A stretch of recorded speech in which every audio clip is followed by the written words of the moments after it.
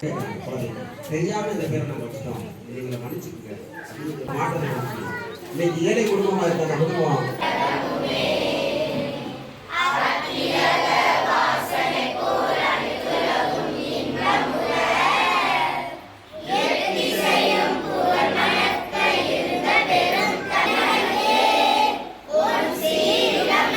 மூத்த ஆலோசகர் தென்னுடைய ஒவ்வொரு நிமிஷம் தான் பேசுவாங்க, கொஞ்சம் கவனிச்சா சரியா? சரியா?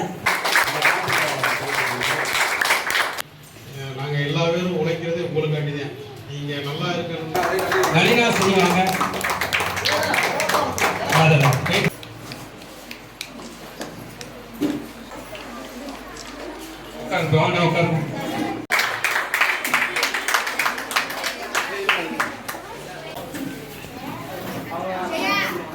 காவியா